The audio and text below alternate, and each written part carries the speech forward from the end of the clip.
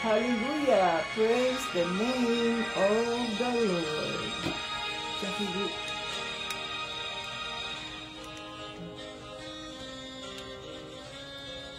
Thank you, Jesus, for a new day.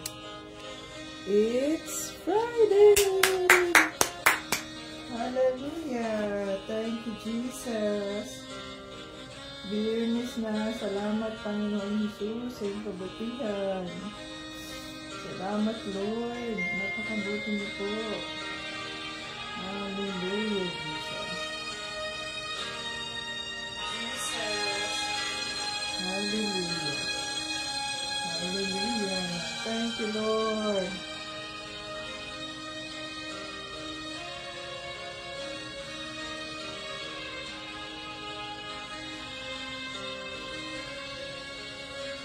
Thank you, Lord Jesus, for a new day. To serve you, my Lord, my King, and Savior, Jesus Christ.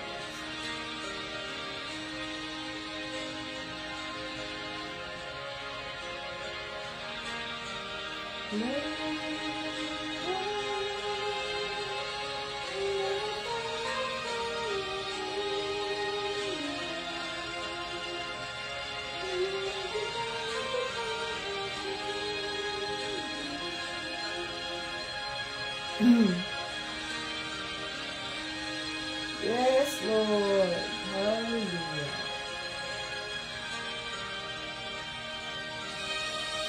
Welcome dito sa ating live.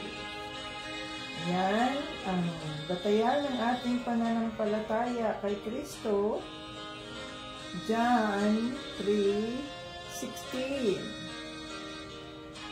For God so loved the world that He gave His only begotten Son, that whosoever believe in Him will not perish but have everlasting life.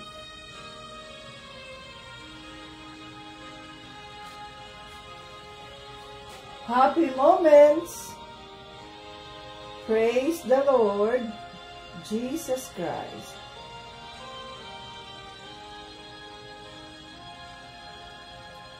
Difficult moments, seek the Lord Jesus Christ.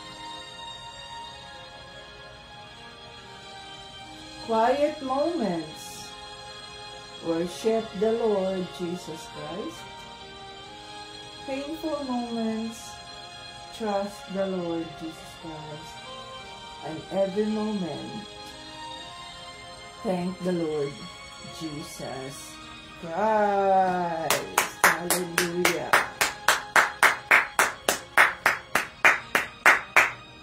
Hallelujah.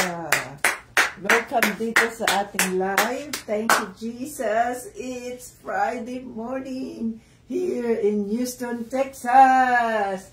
Malamig pa rin. Negative is real. But napakabuti ng Diyos sapagkat walang ulan. Kaya walang snow at walang ice. Thank you, Jesus. Oh, hallelujah. Praise the name of the Lord. Yung aking mga tubig na nilagay ko doon sa labas na nakalagay lang sa plastic bottles. Ayan. Naging na-freeze. Naging ice na siya. sa sobrang lamig. No? Na-ice na yung mga tubig na nandoon doon sa likod. Napakabuti ng Diyos. Salamat at walang ulan. Dahil kung may ulan, snow is real na naman tayo. So, napakabuti ng Diyos. God is amazing. In the name of Jesus. Alam niya ang ating mga pangangailangan. Alam niya ang ating mga sitwasyon. So, walang nakatago sa Kanya kahit na anuman. Kaya tayo, yung mga puso natin, kailangan natin palaging i-intune doon sa ating Panginoong Hesus, sapagkat, i-intune natin sa Banal na Espiritu, sapagkat, as we surrender to the Lord everything, He is in control. He is in control. Okay, so welcome dito sa ating live at tayo ay mag-umpisa na. Tayo ay kumanta sa Diyos. Kantahin natin ang ating love song sa ating Panginoon. At pag tayo nag-umpisa na, kumanta rin kayo dyan, tumayo kayo dyan sa inyong mga kinauupuan o kinahigaan. Tumayo kayo bilang pagrespeto sa presensya ng Banal na Espiritu. So tumayo tayo at awitan natin ang ating Panginoong Jesucristo.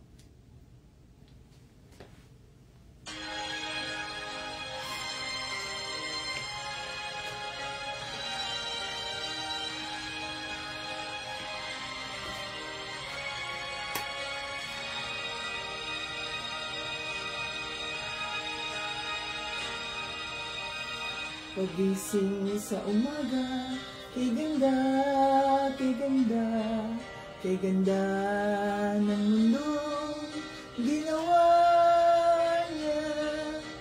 Ngayon ko lang nakita ang ganda ng mundo. Salamat sa Diyos at ako'y binago. Yes, Lord, thank you, Lord. Nang tanggapin ko si Jesus, aking Diyos, nabago ang lahat sa buhay ko. Bagong ligaya ang nadarama, bagong pag-asa ang nakikita.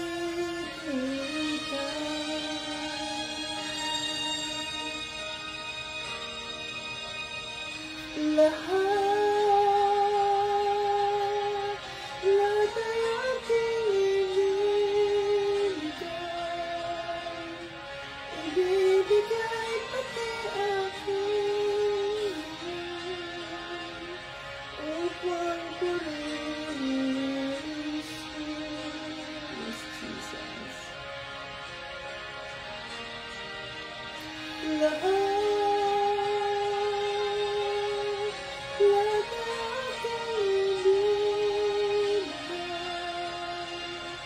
Ibibigay pati aking buhay upang purihin siya.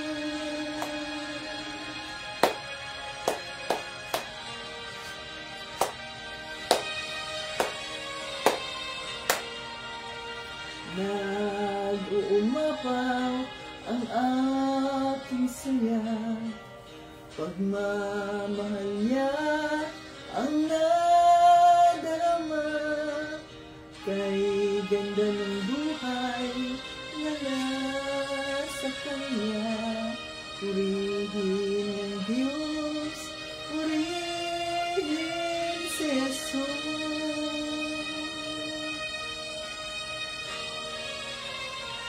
Lahat ay aking ibibigay pati aking buhay upang purihin siya.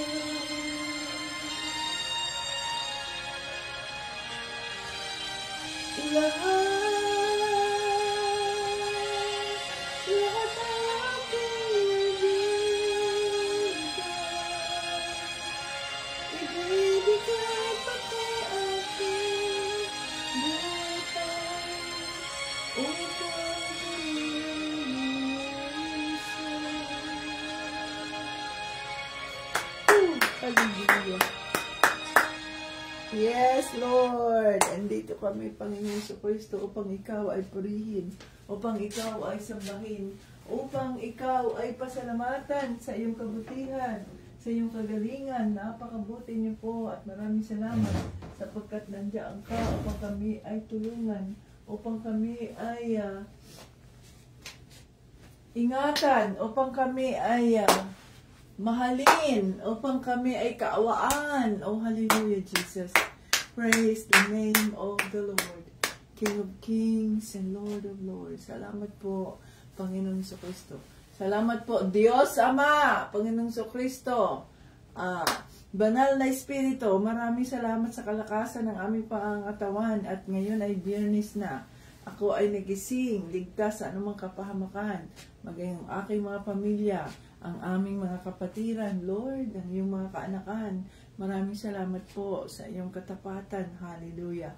We praise you, sinasamba ka namin sa Espiritu at sa katotohanan. We welcome you in our midst, Holy Spirit. Let's welcome the Holy Spirit. Come, Holy Spirit, I need you now. I need your anointing, come in your power. I love you, Holy Spirit. You captivated my soul. And every day I learn to love you more. Come, Holy Spirit, I need you now. I need your anointing, come in your power. I love you, Holy Spirit. You captivated my soul. And every day I learn to love you more. I'm reaching for your heart. You hold my life in your hands, drawing me closer to you. I feel your power renewed. Nothing compares to this place, where I could see you face to face. I worship you in spirit and in truth. I'm reaching for your heart. You hold my life in your hands, drawing me closer to you. I feel your power renewed.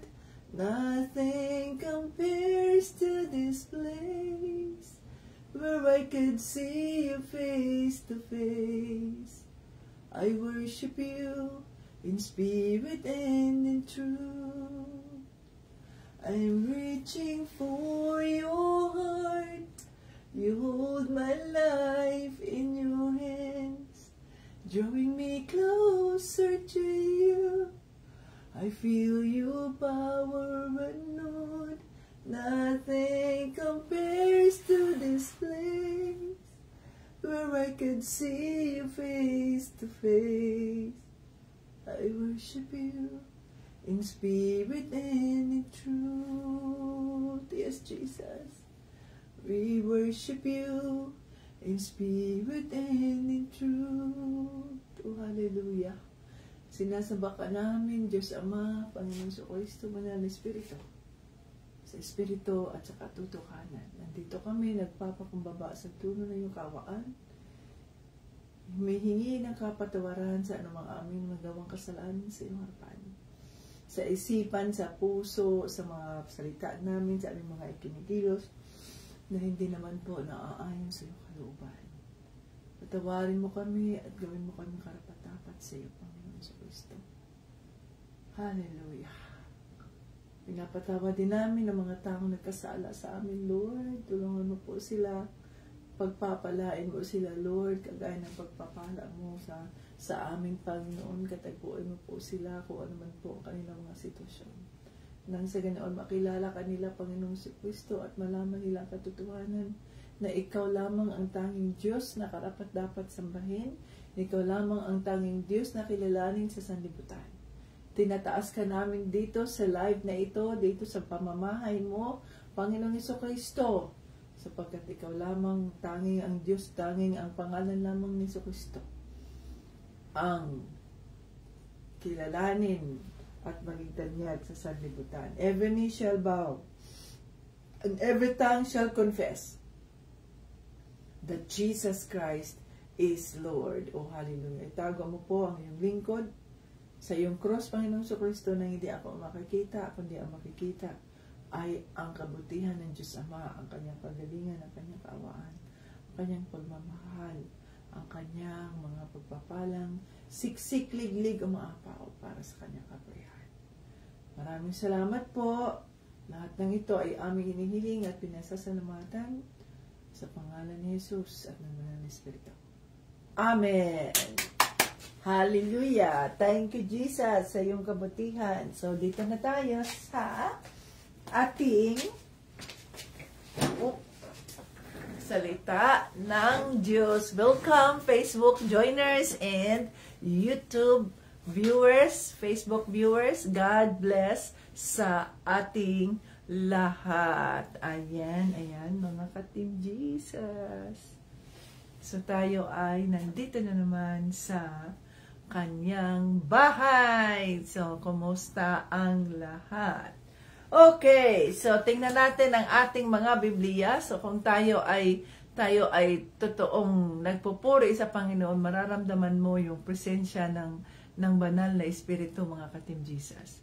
At sa pamamagitan ng ating sariling pananalita, nung pagkatapos na tayo ay kumanta, nagpupuri tayo, gamitin natin ang sarili nating pananalita at i-welcome natin ang Holy Spirit nang sa ganoon ay habang ikaw ay nagpupuri sa Diyos, ay mararanasan mo yung anointing ng Holy Spirit, yung speaking of tongue, no? So, ang pagpupuri na yun ay too personal na kahit ang demonyo ay hindi nakakaunawa sa anumang iyong mga sinasambit dahil ito ay too personal, intimate, no? Intimate conversation between you and God the Father through the Holy Spirit. So, yan yun.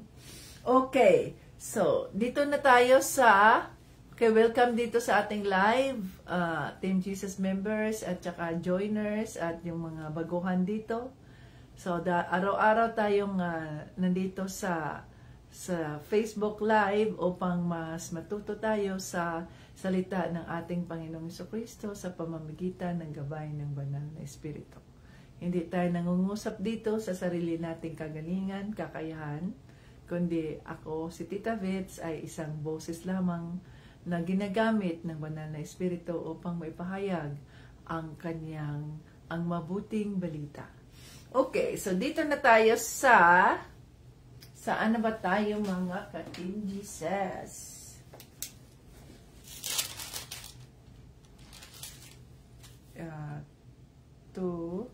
Ano nangyari sa akin ballpen? Ayaw nang magsulat-sulat.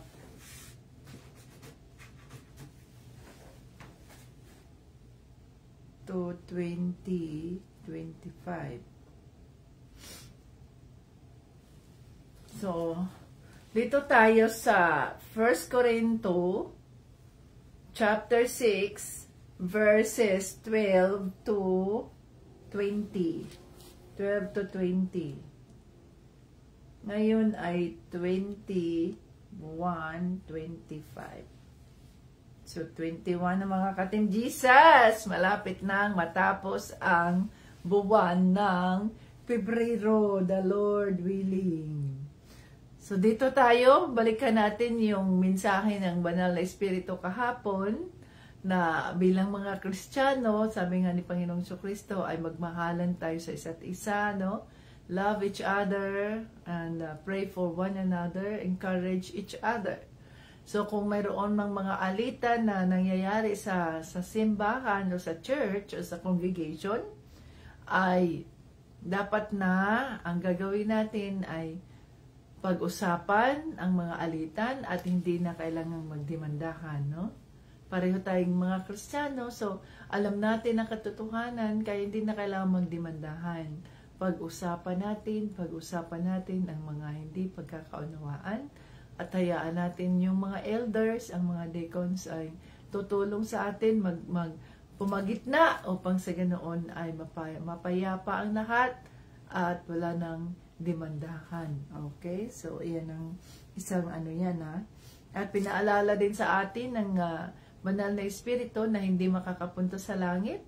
Hindi natin maangkin ang kaharian ng Diyos kung tayo ay mga immoral, kung tayo ay mga sakim, kung tayo ay mga magnanakaw, kung tayo ay, anong sabi dyan sa 1 Corinto chapter 6, verses 9 and 10, hindi nyo ba alam na hindi nagmamana ng kaharian ng Diyos ang masasama? Huwag kayong palilinlang, sapagkat kailanmay hindi magmamana ng kaharian ng Diyos ang mga immoral, sumasamba sa Diyos-Diyosan, so yung mga idolaters, mga lunya, so ito mga lunya, yun yung mga, yung mga mayroong mga sideline, mga kabit, at iba pa. Yun yung, anong tawag nun? Yung may mga asawa na ay nag-aano ka pa rin ng iba, o ganyan, no? Nakikipagrelasyon sa kapwa lalaki o babae, magnanakaw, sakim, lasinggo, mapanlait, at mandarambong. So yan ang ipaalala natin sa ating mga sarili. Ayan, yung mga lasinggo dyan, yung mga, ang relasyon ay lalaki sa lalaki, babae sa babae, hindi sa kanila. Hindi, ano sabi dyan, hindi nyo ba alam na hindi magmamana? Hindi natin mamana ang kaharian ng Diyos kung tayo ay nagmamahal tayo sa yung nakipag-asawa kayo sa kapwa nyo babae, nakipagrelasyon kayo sa kapwa nyo lalaki. So, ayan. Hindi tayo magmamanan dyan. Kaya kailangan na sundin natin ang nararapat yung ating mga anak ay ituwid natin. Ituwid natin. Dahil tayo lamang ang pwedeng magtuwid sa kanila mga ka-Team Jesus. Okay? So, dito tayo sa 1 Corinto chapter 6 verses 12 to 20. Ang katawan ninyo ay templo ng banal na Espiritu. Ayan. Sa pamagat pa lang, alam na natin yan. Mag-rebuke na naman ang Holy Spirit sa atin ito. Mag-ouch na naman tayo nito. Okay. 12. Maaaring may magsabi sa inyo ng ganito, pwede kong gawin ang kahit ano. Totoo yan, ngunit hindi lahat ng bagay ay nakakabuti sa inyo. Kaya kahit pwede kong gawin ang kahit ano, hindi naman ako paaalipin dito. 13. Maaari rin namang sabihin ng iba,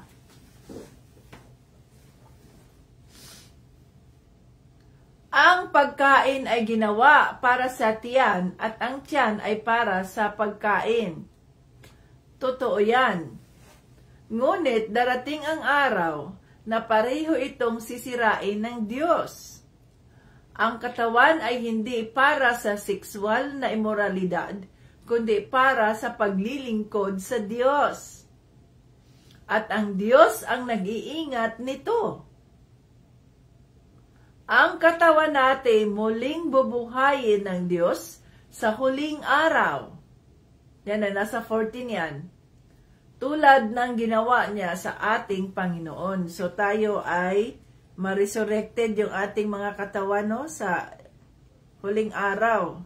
Yun yung time na magkaroon na ng second coming si Jesus. Okay, 15. Hindi ba tayong mga mananampalataya ay bahagi ng katawan ni Kristo? Yan ang dahilan kung bakit hindi talaga natin maaaring gamitin ang ating katawan na bahagi ng katawan ni Kristo sa pakikipagtalik sa babaeng bayaran. 16. Hindi ba't ang makikipagtalik sa ganoong babae ay nagiging kaisang katawan niya? Sapagkat sinabi sa kasulatan, silang dalawa'y magiging isa. At 17, at kung makikipag-isa tayo sa Panginoong Hesukristo, ay namove ko. Kung makipag-isa tayo sa Panginoong Hesukristo, kaisa niya tayo sa Espiritu. 18. Kaya lumayo kayo sa sexual na immoralidad.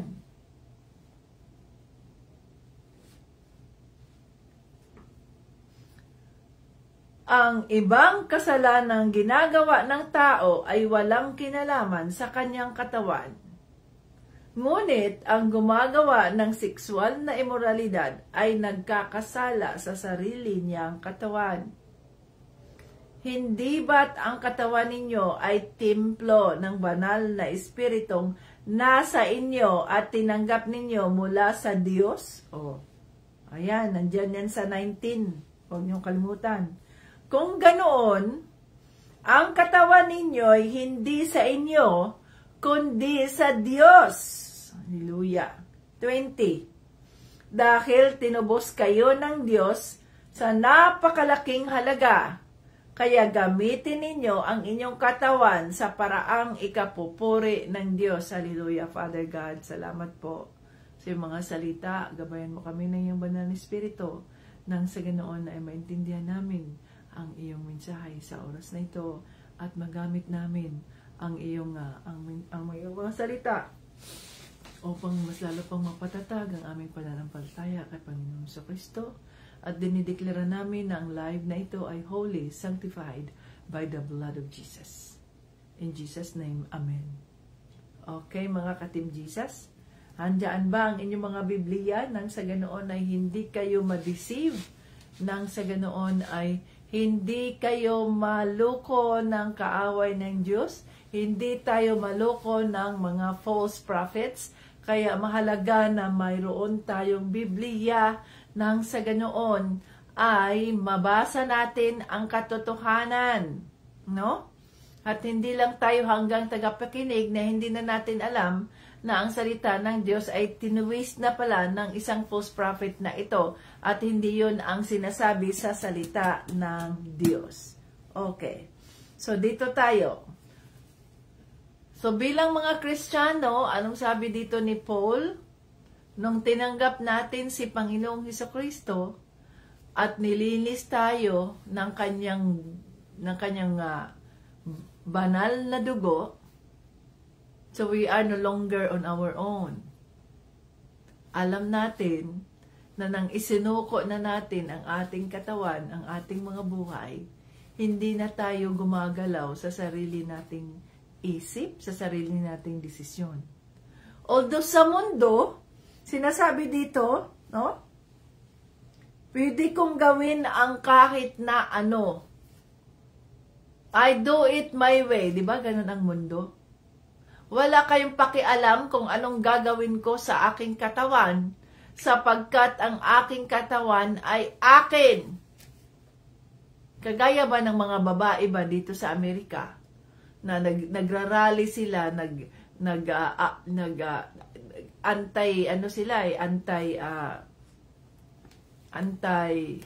ba yun? They are pro-abortion. So, anti-life sila. Sabihin ng mga babaeng ito, pwede kong gawin kung anong gusto kong gawin sa katawan ko. Ayan, nakipag-sex siya doon sa isang lalaki na yon. Dahil doon sila sa club, nagkainuman sila, nalasing siya, ganyan-ganyan, o dinala siya doon ng lalaki doon sa apartment niya, ganito, ganyan, o saan sila, kung saan sila ay parang mga hayop. No? Kasi yung sexual intercourse ay sa mga hayop yun, hindi yun sa mga tao. Pag ganyan na, parang yung kanilang lust ay nandoon na, no? Yung kanilang anong nararamdaman na nila, libido ba yan, whatever, ay kung kahit saan na lang sila, kahit pa nga sa damuhan pag naabutan ng kanilang libog, no? Libog, uwag. Oh. Parang mga aso, nakikita niyo yung mga hayop? Na wala silang pakialam kung sinong nakakita sa kanila, basta pag dumating sa kanila yung ganun, ay ginagawa nila yan kahit sa dami ng mga tao. Ganyan ang nangyayari sa mga tao, kapag wala sa Diyos, kapag hindi nila alam ang kanilang mga ginagawa, they are insane. No? Basta matupad yung gusto na kanilang laman, okay. Tapos, maya-maya, manabuntis na, ayan, abortion. Unwanted pregnancy. So, abortion is killing. Murder yan. Diba? Ay, sabi niya, kaya kong gawin, ang gusto kong gawin sa katawan ko, dahil katawan ko to. Ang sabi dito sa salita ng Diyos, ngunit hindi lahat ng bagay ay nakabubuti sa inyo. Kaya kahit pwede kong gawin ang kahit ano, hindi naman ako paaalipin dito. So, hindi tayo dapat paaalipin sa ating mga katawan, sa gusto ng ating katawan. 'Di ba? Sabi nga natin ay pinatay na natin yung ating likas na makasalanang katawan at hinayaan na natin ang banal na espiritu na pumasok sa atin at siyang maging controller. Kaya nga, Jesus take the wheel. Hindi na tayo ang nagmamaniho sa ating mga buhay. Hindi na tayo ang nagdidesisyon sa ating mga buhay, kundi nandiyan ang banal na espiritu. No? Pag sinabi ng banal na espiritu, ganito, ganyan. Yes, Lord. I am your servant.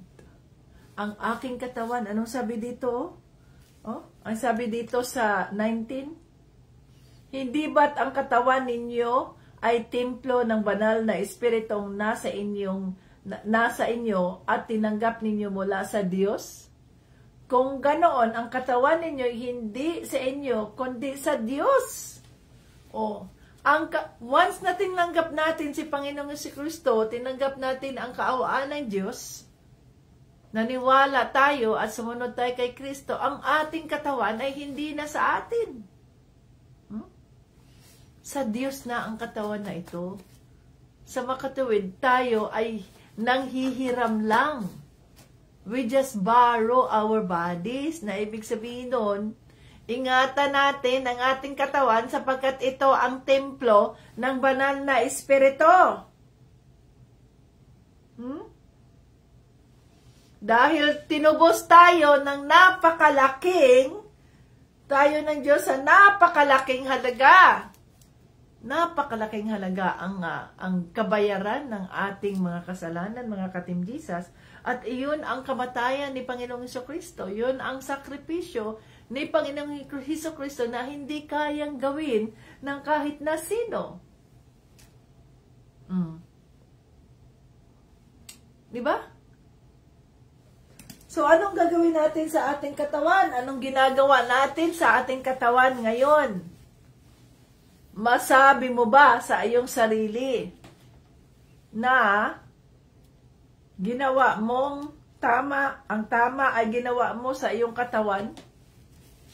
Masabi mo ba sa iyong sarili na hindi mo inabuso ang iyong katawan sa mga bagay na maaring makakasira nito?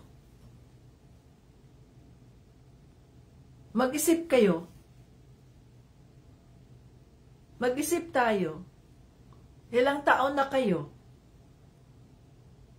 Sa haba ba ng panahon, nabawa kayo ay 30 years old, kayo ay 25 years old, kayo ay 40 years old.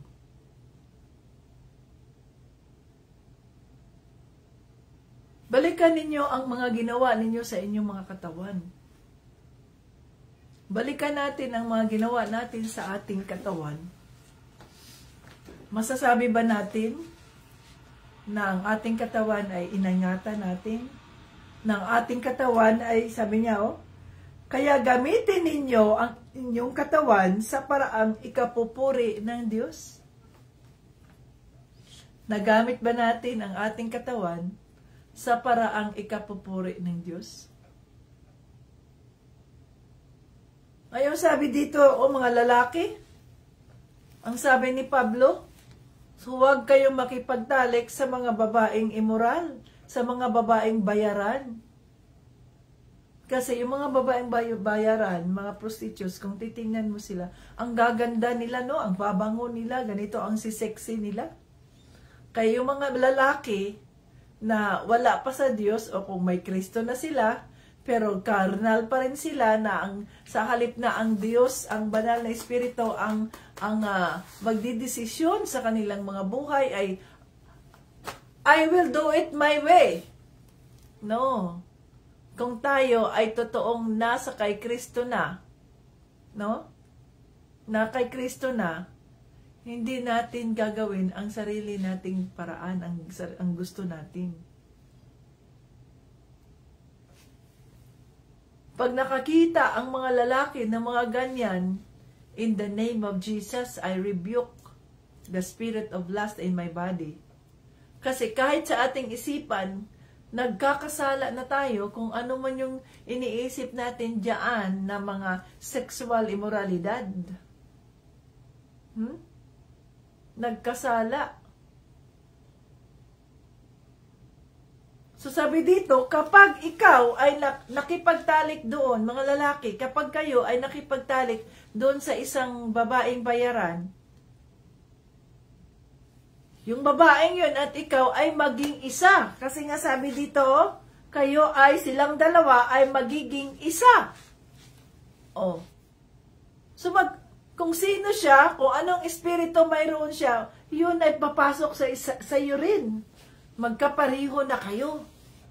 Kaya mag-ingat kayo. Kaya nga, bilang mga Kristiyano, kung ikaw ay babaeng Kristiyano, ikaw ay lalaking Kristiyano, at kayo ay nagtatalik na hindi naman kayo mag-asawa, kaya nga ang makasalanan yan. Fornication ang sabi dyan. Kasi kapag nakipagtalik ka sa isang lalaki o sa isang babae, you are one. So, ang pagtatalik ay hindi yun para sa kahit na sino. Ang pagtatalik ay yan ay banal. It's secret, no? Ang love-making, sexual intercourse sa mga tao ay banal. Sacred. Kaya, ito ay nangyayari lamang, ginagawa lamang ng mag-asawa. Sapagkat kung ikaw ay mag-asawa, ikaw lalaki at babae, kung kayo ay mag-asawa, you are one but two. Nag-isa na lang kayo pero made of two. Ganon yun, nakiisa ka sa kanya. Hindi ka na kompleto, hindi ka na sa sarili mo. Na mag-asawa ka, wala kang pakialam sa akin. Ako magdidesisyon, hindi. Dahil kapag tayo ay nag-asawa,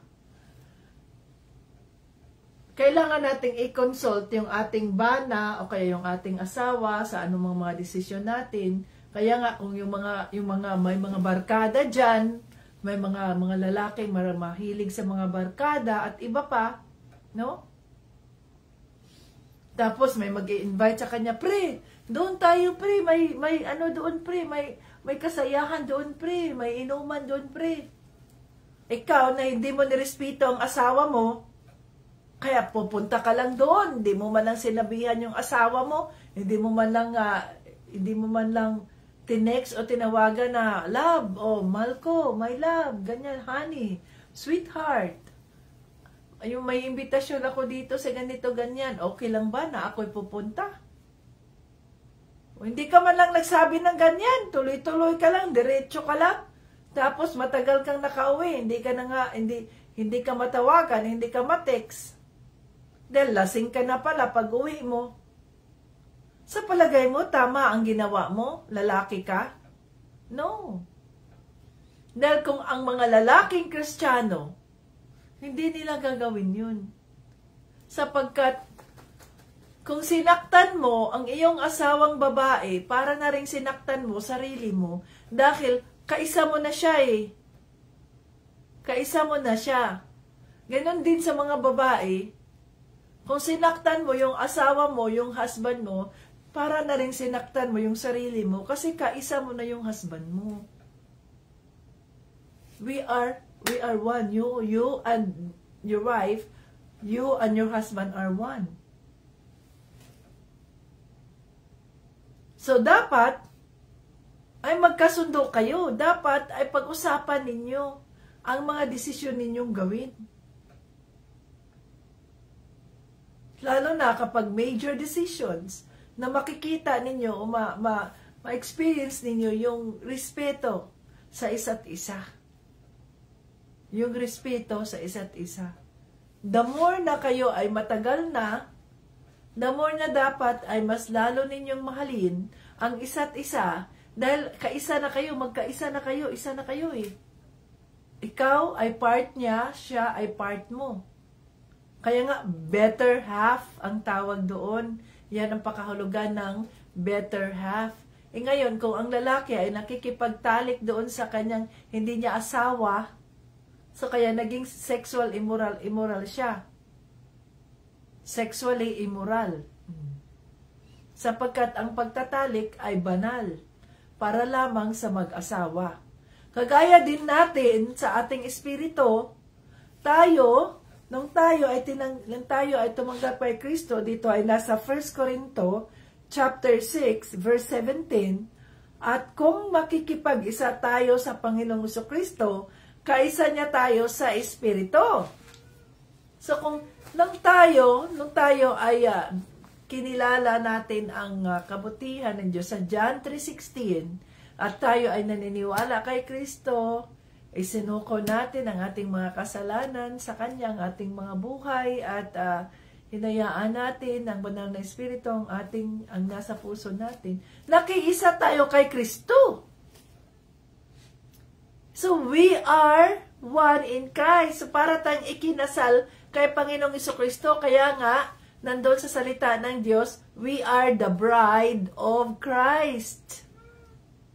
Tayo ang bride ni Panginoong Jesucristo. In spirit, pinakasal tayo ni Panginoong Jesucristo. Sa makatuwid, kaisa tayo ni Kristo.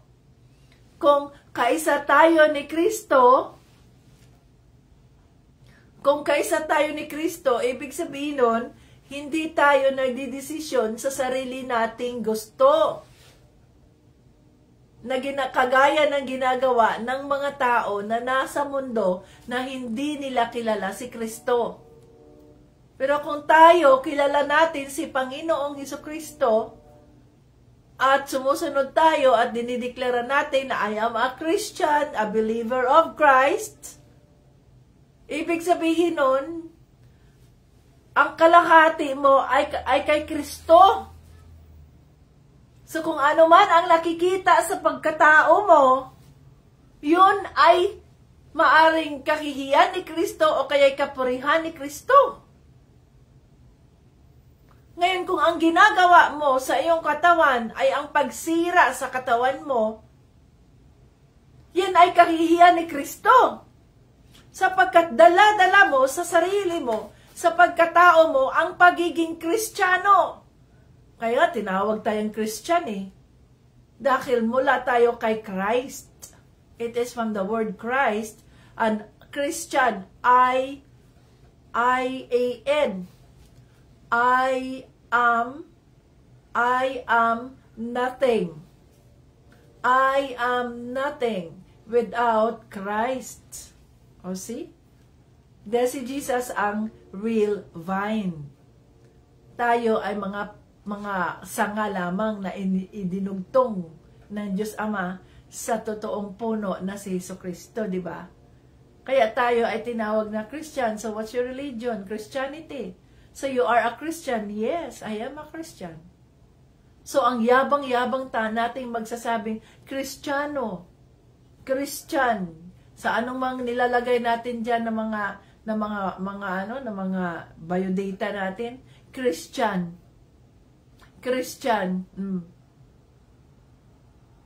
Pero ang tanong, sa pamamagitan ba ng ating katawan, ang sabi dito, gamitin ninyo ang inyong katawan sa paraang ikapupuri ng Diyos?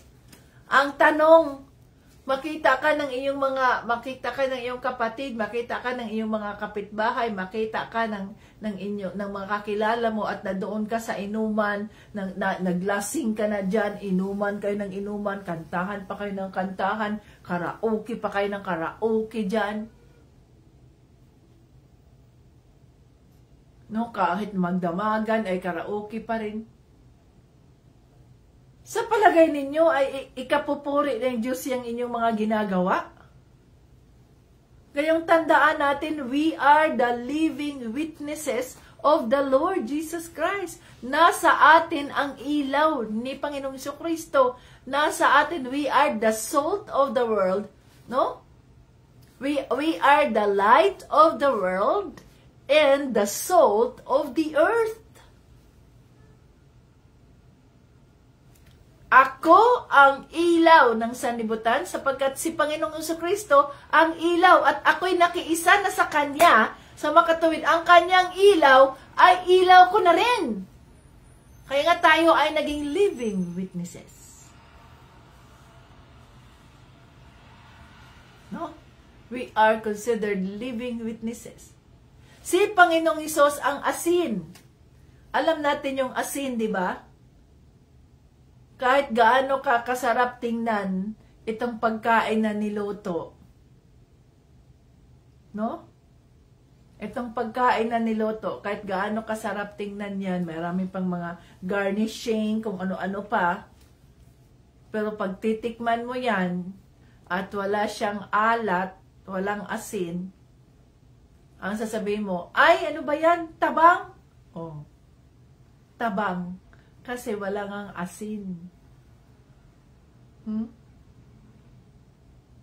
Wala ngang asin kaya tabang. Ganon din yan sa atin. Kahit gaano tayo kaganda, gaano pa tayo magpagpaganda sa ating katawan, gaano pa tayo kung ano-ano nilalagay sa ating mga mukha, mayroon pang mga decolorist na mga kuko, at iba pa. Pero sabihin ng iba, ay, maganda lang yan. Pero ang ugali niyan, nako. Hindi mo makain ang ugali niyan. Tapos, ang yabang-yabang pa, I'm a Christian. Ipokrita. Ipokrita. Hindi yan totoong Kristiyano. Kristiyano lang yan sa bibig.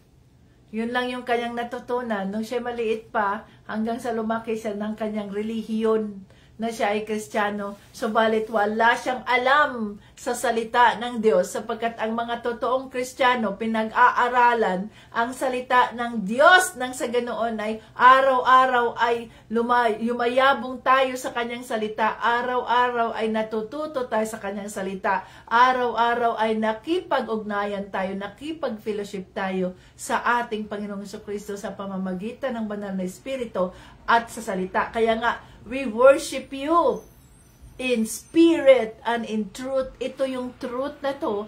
At sumasamba tayo sa Diyos Ama sa pamamagitan ng Espiritu. Sapagkat ang Holy Spirit, habang tayo nagbabasa nito, ay hinayaan natin ang Holy Spirit na maintindihan natin ang mensaheng nais niyang iparating at ang ating katawan ay maintindihan natin, oh Lord, patawarin mo ako, Lord, nagkamali ako, sinira ako ang aking katawan, Father God, forgive me po. Ang katawan na ito ay hindi na akin, ang katawan na ito ay nakiisa na ako kay Kristo sa mga katuwid. Ang katawan na ito ay templo na ng banal na Espiritu. Subalit nasira ko ito, ginamit ko ito. Ako sana ang ilaw at ako sana ang asin ng sanlibutan. Subalit hindi ko nagawa yon. Mas inuna ko, mas sinunod ko ang kagustuhan ng katawan ko. Hindi ako talagang naging Kristiyanong totoo.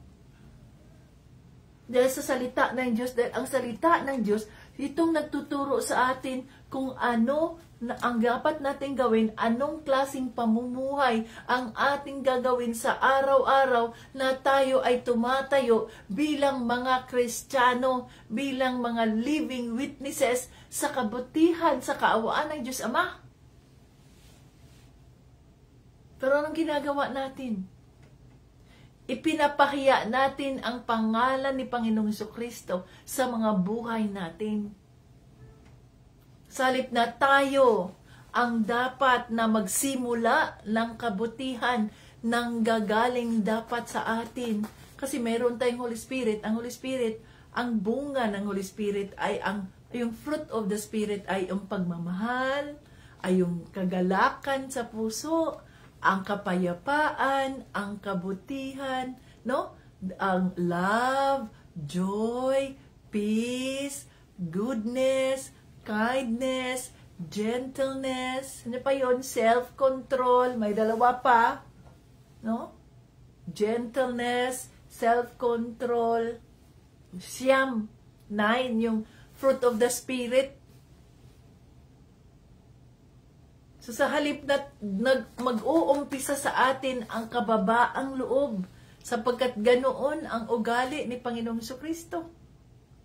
At tayo ay nakiisa na kay Kristo sa makatuwid, we will be Christ-like creatures. Christ-like creatures. So see, kaya nga, fix your eyes to Jesus, the author and finisher of your faith. Hindi mo pwedeng sabihin na, ay, follower ako ni Tita Vit, so magagaya na rin ako ni Tita Vit. No. Wala tayong taong iniidolo. Wala tayong content creator na iniidolo. No. Isa lang ang ating idolo. Kasi alam natin, yung mga Diyos-Diyosan, yung mga idolaters, hindi yan makaka-inherit sa kingdom ng Diyos. Isa lang. Sinasamba natin si Panginoong Jesucristo sa Espiritu at sa katotohanan. Anong sinasabi niya sa kanyang salita? Hindi ko ito maintindihan. Holy Spirit, tulungan mo ako. Buksan mo ang aking isipan, ang aking puso upang maintindihan ko ang nais mong iparating. So, nang binuksan ng Holy Spirit ang puso mo, ang isipan mo, ouch! Aroy! Ito pala ang pakahulugan nito. Rebuke is real. No? Rebuke is real nang binuksan. Pero nung hindi natin alam ang pakahulugan ng mensahe, magbasa-basa lang tayo, basta lang makapagbasa, ganyan. Pero hindi natin hiningi ang presensya ng banal na Espiritu upang maintindihan natin ano ba ang mensahe mo tungkol dito. So, ang sabi niya, katawan mo ay templo ng banal na Espiritu. Hindi mo ba naintindihan yan? Paano naging templo ang aking katawan? Sapagkat tinanggap mo si Panginoong Jesucristo. Sapagkat sinabi mo na ikaw ay Kristiyano. Nagpabaptismo ka sa tubig. At doon sa iyong public declaration, sinabi mo, naniwala ka kay Kristo. Tinanggap mo si Kristo bilang Diyos at iyong tagapagligtas. That is your public declaration na witness ng maraming tao, witness ng mga sino pa man dyan sa church ninyo, dyan sa congregation. Ngayon sabihin mo na, hindi ako nakipag-isa, ano lang ako, ayoko niyan. Nakakatakot naman yan na ang banal na Espiritu nasa akin, nakakatakot naman yan. The spirit of fear is not of the Lord. It is from the enemy. Kasi, ang ibinigay ng Diyos sa atin ay hindi spirit of fear, kundi love. Pagmamahal. No? Yun ang ibinigay ng Diyos Ama ang pagmamahal, love. Kaya, God is love and love is God. Kaya sa February 14, hindi yan Valentine's Day. Sino naman yan si Valentine? Tao man yan. It reminds us of the love of God. At ang pagmamahal, ang love, ay hindi lang yan sinicelebrate natin sa February 14 na ang iba yung ang ibinibigyang pansin ng tao ay yung love towards opposite sex or towards the same sex. Erotic love, hindi yun. Kundi ang binibigyang pansin ay ang agape. Agape is the love of God. Yan ang totoong pagmamahal. So kung tinanggap na natin si Panginoong Hesus, no more fear. Wala nang fear. Why? Because you already surrendered your mind, your heart, your body to the Lord. And He said, here I am, Lord, send me. Use me. Make me your light. Make me your soul. Nang sa ganon, sa pamamagitan ng mga buhay natin, sa pamamagitan ng buhay mo, mararanasan nila ang sarap ng pagmamahal ng Diyos. Kaya nga may asin. May asin. Pag tama ang timpla, pag niluluto mo yan ang puno ng pagmamahal, ayan, may asin. Ang sarap ng pagkain. Hindi matabang. Sabihin ng asawa mo, ano ba naman ang niluluto mong yan? Ang tabang naman, parang kasing tabang ng iyong pagmamahal sa akin. No? Ang tabang na iyong niluluto, pag sobrang alat naman, hay, ano ba yan? Ang sobrang alat, mabuti pa yung matabang kasi yung matabang, madagdagan mo pa yan ng asin para dagdagan natin ng kaunting asin pwede na, okay na, pwede na. Pero pag sobrang alat, yan na, wala nang remedy yan. Ando na yan sa, basura na yan kasi ang ating kidney naman ang masisira sa sobrang alat. So, dapat ay katamtaman lamang. Hindi tayo pwedeng maging extreme. Ang ating pagiging extreme lang ay ang ating pagmamahal sa Diyos. Magmamahal kay Kristo. Kasi ang mga Kristiyanong extreme, pag extreme ang mga Kristiyano, ang mangyayari sa mga Kristiyano, magiging mga Kristiyano, magiging self-righteous, magiging judgmental ang mga Kristiyano pag extreme. Hindi na natin mabibigyan ng konsiderasyon ang ibang tao. Lahat na lang, makasalanan yung mga yan. Huwag kang magano yan, makasalanan yan, lahat niya makasalanan yan. Sa halip na ang pairali natin ay ang pagmamahal ng Diyos at ang kaawaan ng Diyos at tandaan natin itong mga taong ito na naggumagawa ng mga ganitong kasalanan ay wala sa kanilang sariling katinuan. Sapagkat kung tayo ay nasa ating katinuan, we are in our right mind, hindi natin gagawin yung paninira sa kapwa. Hindi natin gagawin yung pangangalunya. Hindi natin gagawin yung pangluloko sa kapwa. No? Bakit? Kung tayo ay nasa ating sariling katinuan, ang tao is created by God in His image and likeness. Na ibig sabihin nun, in His image and likeness. Na ibig sabihin nun, God is good and God is good all the time. So, ang paglikha niya sa atin ay mabuti. Kaya ang tao, nature ng tao, na siya ay mabuti kung siya ay nasa kanyang tamang katinuan. Mas lalo nang maging mabuti ang tao kapag nakilala niya si Panginoong Hesukristo at kapag pinag-aaralan niya ang salita ng Diyos sa araw-araw ng kanyang buhay. No? So, natututo tayo sa salita ng Diyos na sa araw-araw habang tayo ay nakikinig, habang pinag-aaralan natin ang salita ng Diyos. So, tayo ay pinagpapala. We are so blessed, to God be the glory. Sapagkat ginagamit ang Panginoong Hesukristo, ang banal na Espiritu, upang mas maintindihan natin ang mensaheng nais niyang iparating. Kaysa kung tayo lamang at kung tayo sa sarili lamang natin, hindi ko man ito naintindihan. Ano bang ibig sabihin nito? Pero kung mayroong ginagamit ang Panginoon sa atin, na maintindihan natin ng malinaw, yun palang pakahalugan niyan, Lord, patawarin mo po ako. Akala ko, Lord, okay na ako sa iyo. Ang ginagawa ko ay tama. Akala ko, ako pa rin ang magdidesisyon sa sarili ko. Patawarin mo ako, Panginoong Hesukristo. Patawarin mo ako. Hindi ko iningatan ang aking katawan. Kaya ako ay nagkasakit. Kaya ako ay nagkaganito. Kaya ako ay nagganyan. Kasi hindi ko naingatan ang aking katawan. Rebuke is real na naman tayo ngayon. No? Rebuke is real. So to God be the glory. Salamat Lord Jesus. At may mga taong nagpagamit sa iyo upang maging boses mo at nang maintindihan namin ang iyong salita. Oh, hallelujah, Jesus. Thank you po. No? Napakabuti ng Diyos. So doon natin ma-realize, patawarin mo ako, Lord. Hindi ako naging mabuting patutuo sa iyo. Hindi ako naging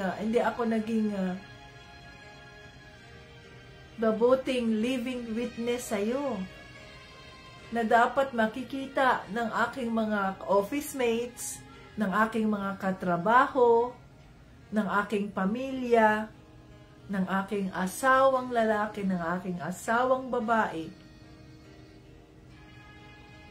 ang iyong imahe sa akin, ang iyong likeness, ibig sabihin nun ay yung katauhan mo. Ang katauhan ni Panginoong Jesucristo ang dapat na makikita sa ating mga buhay, sapagkat tayo ay nakiisa na sa Kanya. We are one in Christ. So, ang makikita sa ating pagkatao ay ang Kanyang kaugalian. Anong ugali meron si Kristo? Anong ugali mayroon siya? Hindi siya mayabang, mga ka-Team Jesus. Simple lamang ang kanyang pamumuhay. Simple.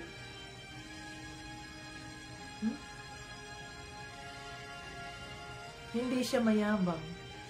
Puno ng pagpapakumbaba. Ang pagkikilala niya sa Diyos Ama, ano sabi niya? Father, my Father. Oh.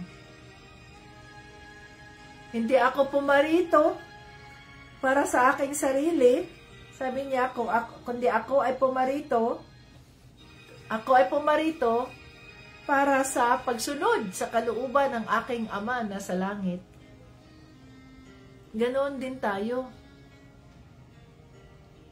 Pinagkaisa tayo ni Kristo, tayo ang mga sangang walang kwenta, ang mga sangang wala nang halaga, kundi maging firewood, sugnod na lang, panggatong na lang doon sa mga lulutuin. Subalit yung panggatong na yon ay pinili, kinuha ng Diyos Ama, binigyan ng kaawaan, o itong panggatong na ito, okay, buhayin ko ito. So tayo ay mga dead bones. Mga buto na lang tayo. Pero ang buto na yan ay hinipan ng Diyos Ama at muling nabuhay sa pamamagitan ng pagkakaugnay natin kay Panginoong Jesucristo. Tayo ay muling nabuhay kaya nga we are born again in spirit. Hindi na tayo mga buhay na zombie na naglalakad, na nagtatrabaho. Basta ang purpose ay makakain, makatulog, makaganyan, pamilya, okay. Hindi yun ang purpose lang natin sa pagiging nang tayo nilikha ng Diyos. May purpose siya para sa kanyang kapurihan. Para tayo ay maging kapaki-pakinabang sa karyaan ng Diyos. Kaya nga, we are no longer on our own. Avita, the old Avita already died. The old you already died. Nung pinagkaisa mo ang iyong katawan ng iyong espiritu kay Kristo, patay na yung dati mong ikaw. Nilinis ka na binago na ang buhay mo. Sa makatawid, hindi ka na magdedesisyon sa sarili mo. Kundi andyan ang banal na espiritu, tulungan mo ako sa araw na ito. Lead me in every step of the way. For the glory of God. Yan dapat ang ating prayer. Sa pagising pa natin, sa anuman yan ang ating prayer. Lord, salamat sa aking katawan. Ligtas sa anumang kapahamakan. Andito na naman ako, Lord. It's another day to serve you, Father God. Lord Jesus, my King and my Savior. It's another day to serve you. Lead me with your Holy Spirit in every step of the way to glorify my God, to glorify the God the Father. Kaya yun dapat ang gawin natin. Gawin natin yung nararapat sa salita ng Diyos. Ano sinasabi sa salita ng Diyos? Ayan ang salita, ang katawan mo ay templo ng banal na espiritu. Ang katawan mo ay pinag-isa na kay Kristo. Sa makatawid, hindi ka na, kung baala sa katawan ko. Katawan ko to. Naglalasing ka, katawan mo to, tapos pag nagkasakit ka, pag hindi mo na kaya ang sakit, nasakit ka ng kidney, ng liver, nagka-cancer ka na, dahil sa paninigarilyo mo, dahil sa pag-iinom mo, doon ka na sa luhod-luhod, iiyak-iyak ka na, patiwarin mo ako, Lord, ay pagalingin mo ako. Tapos kung hindi ka pinagaling ng Diyos, magagalit ka sa Diyos, itakwil mo ang Diyos. Ano kinalaman ng Diyos na nangyari sa katawan mo? Ngayon, ikaw naman ang nagdedesisyon na gawin mo yan. Ang Holy Spirit nandiyan, nagtuturo sa iyo, anak, huwag mong gawin yan, mali yan, anak, masisira ang katawan mo niyan, anak. Hush! Tumahimik ka dyan. Katawan ko to, ako nakakaalam sa aking katawan. No. Hindi ba yung katawan? Pagmamay-ari tayo ng Diyos. We do not own our body. Yung mga taong nagsasabi na katawan ko to, ako nakakaalam kung anong tama at mali. They are insane. They are not on their own mind. Kaya dapat ipagdasal mo sila, huwag mo silang patulan. Pwede mong sabihin, sis, Brad, sabi sa salita ng Diyos sa 1 Corinthians, chapter 6, verse ganito, verse 13, verse 20, verse 19, ang sabi doon, tayo ay tinubos ng Diyos Ama sa napakalagang halaga. Kaya gamitin natin ang ating katawan na magbibigay kapurihan sa Diyos. Hindi naman yung salita mo hindi man yung salita mo, salita man yan ng Diyos dito sa salita niya. Kaya kung tayo ay nakikipag-usap, kung tayo ay nagre-rebuke, kung tayo ay nag-share sa Word of God, ang mga salita ng Diyos ang ating ibuno sa kanila, ang ating ibibigay sa kanila, hindi yung sarili nating mga salita, kundi ang salita ng Diyos ang ibibigay natin sa kanila. Brad, ang sabi kasi sa salita ng Diyos, ang ating katawan ay templo ng banal na Espiritu. Sa kung tayo ay nakiisa na kay Kristo, si Kristo ay nasa atin. Tayo ang maging living witness. So kung tayo ang maging living witness, dapat maingat tayo sa ating mga salita, sa ating mga sinasabi, sa ating mga kilos. Maingat tayo dahil nasa atin si Kristo at ayaw nating mapahiya siya, ha? Yan ba mga Kristiyano? Matisod yung iba ng dahil sa atin. Tandaan natin, pag ang isang tao ay natisod ng dahil sa atin, kasalanan natin yun. Kasalanan natin yun.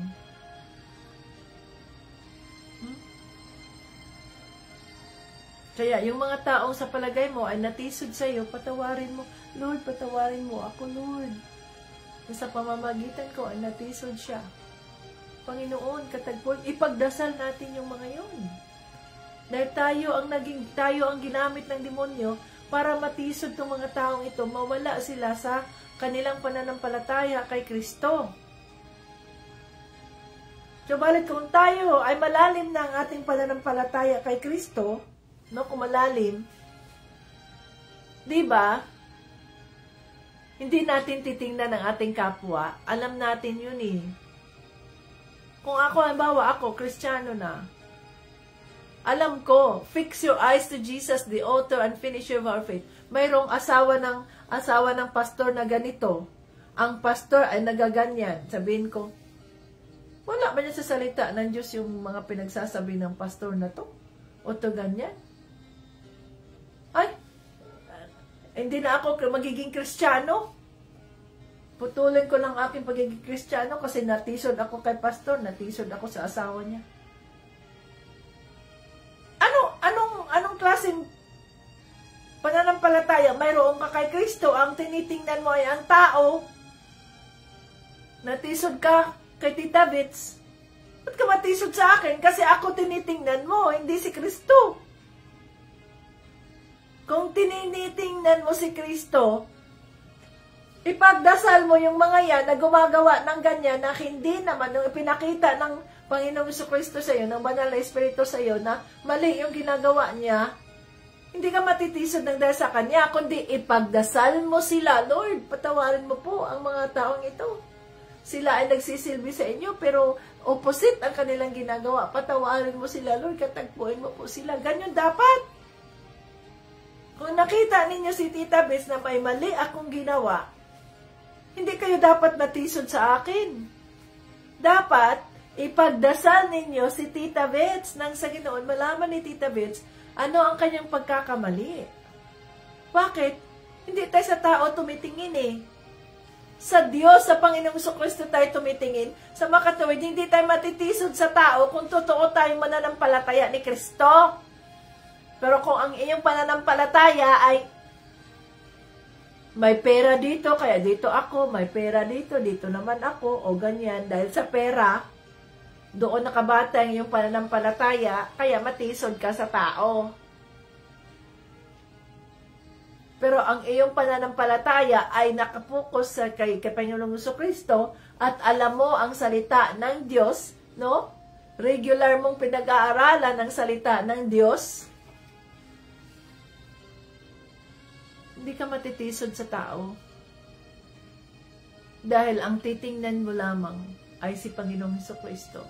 At kung ang mga ibang Kristiyano ay gumagawa ng ganyan na pinakita ng Holy Spirit sa iyo, mali man yung ginawa niya ayon sa salita ng Diyos. Hindi ka matitisod. Kundi, ipagdasal mo sila, Lord, Father God, forgive them, Lord. Mali yung kanilang ginawa. Wala sa salita ng Diyos, Lord, patawarin mo sila, Lord. Katagpuin mo po sila, Panginoong Jesus. Buksan mo ang kanilang mga isipan, ang kanilang mga puso. Rebuke them with your word, Holy Spirit. Nang sa ganun ay maintindihan nila, ay, mali, ay, yun palang nasabi sa salita ng Diyos, mali ako doon ah. See? Ang mismong salita ng Diyos ang mag-rebuke sa kanila. Hallelujah. Oh God, you're amazing. Woo! Holy Spirit, we praise you. Jesus, salamat po. We love you, Lord Jesus. Oh, hallelujah. Napakabuti mo. Maraming salamat sa iyong mga salita. Nagpapaalala sa amin, nag-rebuke na naman sa amin. Tawarin mo kami, Panginoong Jesus. Na ikinahiya ka namin, o kaya ipinahiya ka namin sa aming mga buhay. Tinanggap ka namin bilang aming Diyos at tagapagligtas.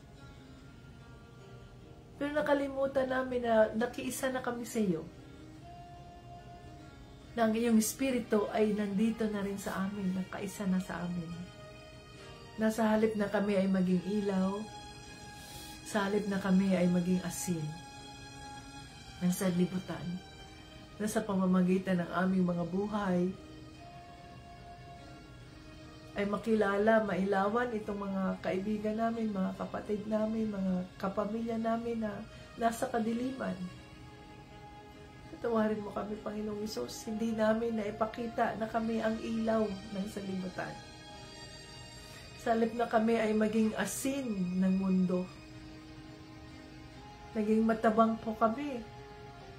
Hindi mo kami nag-amit para sa kapurihan ng Diyos Ama. Lord, patawarin mo po kami at maraming salamat sa iyong mga salita sa araw na ito na nagpapaalala sa amin kung sino kami. Ang aming katawan ay templo ng banal na Espiritu at hindi kami ang nagdidesisyon dapat. Patawarin mo kami, Panginoong Kristo, kung kami po ay inabuso namin ang aming mga katawan. Kaya ito ang aming mga nararanasan, itong aming mga nararamdamang mga sakit, ganito, ganyan. Dahil naabuso namin ang aming katawan, hindi namin nagamit para sa iyong kapurihan, Lord. Forgive us, Father God. Patawarin mo kami, Lord, at bigyan mo kami ng panibagong pagkakataon na mabago ang aming mga buhay, maituwid ang aming mga kasalanan, ang aming mga pagkakamali. Tulungan mo kami, Holy Spirit, hindi namin magagawa ito kung wala ka. Tulungan mo kami na sa araw-araw ay ipaalala mo sa amin na kami ay hindi na sa sarili naming desisyon, kundi nakiisa na kami kay Kristo at ikaw, Holy Spirit, ang dapat na masunod sa aming mga buhay. Hallelujah. Oh, Holy Spirit, thank you. Thank you sa iyong presensya at miluksan mo ang aming mga isipan, ang aming mga puso. Salamat sa iyong pakikipag-usap sa amin ngayon. Sino man po ang nangangailangan ng iyong mensahe sa oras na ito, katagpuin mo siya, Panginoong Jesucristo. Katagpuin mo siya, Banal na Espiritu. Iparating mo ang live na ito sa mga taong nangangailangan ng mensaheng ito.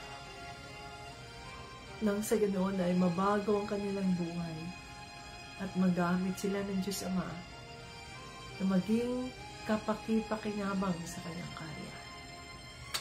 Maraming salamat at isa kami sa iyong mga pinili, Banal na Espiritu, upang maintindihan namin ang mensahe na nais mong iparating. Tulungan mo ang bawat isa. Pagpapalain mo po ang lahat ng mga nandito at nakikinig sa mga salita, nagbibigay ng kanilang panahon, ng kanilang oras. Oh, hallelujah. Yes, Father God, at ikaw po, Panginoon, ang masunod at walang iba. Ikaw ang aming God, the great provider, the great I am, the great healer. So, sino man po ang may mga sakit ngayon, Lord, nang dahil sa pag-aabuso ng kanilang mga katawan, Father, forgive them, and let your healing touch, Holy Spirit, be upon them, renew them, and give them another chance to serve you, Holy Spirit. Oh, hallelujah, in the name of Jesus. Maraming salamat po, lahat ng ito, lahat ng papuri at parangal at pasasalamat ay aming ibinabalik sa inyo. Diyos Ama, sa pangalan ni Jesus at ng Banal na Espiritu. Amen. Ayan, mga ka-Team Jesus, rebuke is real. O, sinong mga na-rebuke dito? Mga na-rebuke is real. Sinong mga na-rebuke? No? So, rebuke is real tayo, mga ka-Team Jesus. Ganun ang mangyayari sa atin. Pero at least, na-rebuke man tayo, pero, tinuruan naman tayo ng Diyos kung ano ang tama. Kaya, nandito pa tayo, buhay pa tayo, kaya habang may buhay, may pag-asa upang ang ating mga katawan ay magamit ng Diyos para sa kanyang kapurihan. Wow! I love you, Holy Spirit! So, grabe na ang Holy Spirit. 1 hour and more than 1 hour tayo. Kasi we cannot control kung ano ang sinasabi ng Holy Spirit sapagkat tayo ay boses lang. No? Ang sarap ng pakiramdam ko pag nire-review ko, pag nire-replay ko itong mga ano natin, ang sarap ng pakiramdam. Subalit ang ating mga live sa Facebook ay hanggang 30 days lang siya. Kaya nga ina-upload natin doon sa YouTube, sapagkat sa YouTube till live yung sa YouTube. Dito sa Facebook may limitation siya dahil puno na daw yung aking storage diyan sa Facebook. So kailangan i-delete yung iba na wala pa akong time, i-delete ko. So yan, no? Yan ang, kung sa palagay ninyo ay natuto kayo sa salita ng Diyos, ang mga part na kung saan i-record ninyo ang mga mensahe ng Diyos upang muli ninyong mabalikan kung kayo man ay kinausap ng Panginoon. Yung sa part na yan, na kinausap kayo ng Panginoon habang kayo nakikinig, i-record ninyo yun. Para sa ganoon, yun ang inyong mababalikan, yun ang inyong mga pangako ng Panginoong Jesucristo sa inyo at ang inyong mga Biblia. Kaya mahalaga ang ating mga Biblia, mga ka-Team Jesus. So maraming salamat sa inyong pagdalo hanggang sa muli. Jesus loves us. Ayan. At alam nyo ba, mga ka-Team Jesus, malapit nang magpalit ang ating oras ngayong March 9. So malapit na matapos ang February, di ba? Tapos springtime na naman. Spring back, anong tawag nila doon? So, magiging, ang oras naman na ngayon, ang 14 hours ang gap natin, kung alas 6 sa akin, sa inyo dyan ay alas 8 ng gabi. Pero kung sa next time, alas 6 sa akin, sa inyo dyan ay alas 7 ng gabi. Alas 7 ng gabi dyan sa inyo. So, mag-move backward ang ating oras. Kaya, March 9, which is Sunday, mag-move backward ng ating oras. So, makatuwid, ang ating live, starting God willing, March 10, no, Monday, ay, ano na siya, alas 7 ng gabi. So, kayo ba ay available pa dyan sa alas 7 ng gabi? Kasi hindi naman pwedeng alas 5 pa ng madaling araw ay mag-umpisa na tayo. So, alas 6, sabi ko, Lord, anong gagawin ko dyan, Lord? Sabi niya, alas 6 ng umaga ka pa rin. Pero itong mga joiners mo sa Pilipinas, sila ang mag-move sa gabi. Hindi na alas 8 ng gabi, kundi alas 7 ng gabi na ang ating Bible study sa March 10, the Lord willing. So, hindi na alas 8 ng gabi, kundi alas 7 ng gabi. So, paano to? Nagtatrabaho pa ako? Pasensya na kayo. Dahil hindi naman pwedeng maabuso ko rin ang katawan ko. No? Kailangan ko rin ingatan ang katawan ko. And I will follow the conviction of the Holy Spirit. Pag sinabi niya, alas 6 ka pa rin, alas 6 ka pa rin. 6 ka pa rin mag-umpisa. So, ang 6 dyan ay alas 7 ng gabi. Ang 6 sa akin dito ng umaga ay alas 7 ng gabi. Starting March 10. Okay? So, hanggang sa muli, Jesus loves us. Bye-bye.